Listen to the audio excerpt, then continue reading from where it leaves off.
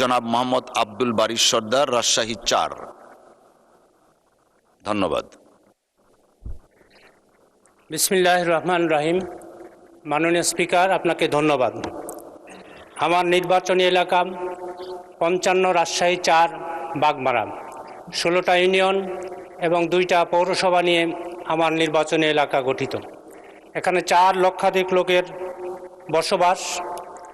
সেইখানে একটি মাত্র উপজেলা স্বাস্থ্য কমপ্লেক্স আছে, যেটা ২০১৪ সালে ৩১ শয্যা থেকে ৫০ শয্যায় উন্নীত করা হয়েছে, কিন্তু জনবল এবং অবকাঠামোর কোনো উন্নয়ন করা হয় নাই, যার কারণে স্বল্প জনবল এবং অবকাঠামো না থাকার কারণে একটা কক্ষেই, আমি নিজে গিয়েই দেখেছি, ৩জন ডাক্তার বসে স্বাস্থ্যসেবা দিচ্ছেন, যেটা আজকে স্বাধীনতার ৫৪ বছর পরেও আমার মনে হয় সবার জন্যই বেদনাদায়ক।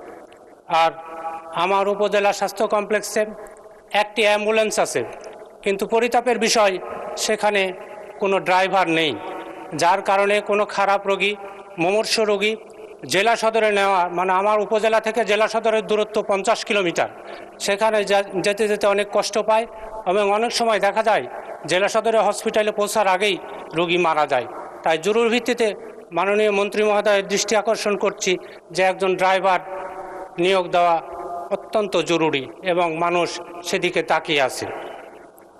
আর আমার উপজেলা হেলথ কমপ্লেক্সে কোনো ক্লিনার নেই, যার কারণে ক্লিনার সংকটের কারণে পরিচ্ছন্নতা কর্মী না থাকার জন্য সেইখানের পরিবেশ অনেকটা দূষণ হয়েছে।